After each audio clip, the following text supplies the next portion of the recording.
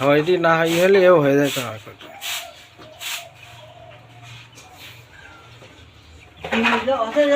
গড়ি খাও তো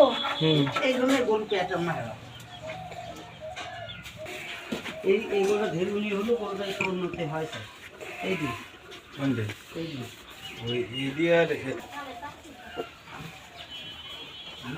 এই গরুটা বিশাল গরু মন্দির গরুটা আমার হলো 2 বছর ঠেকা রাখতাম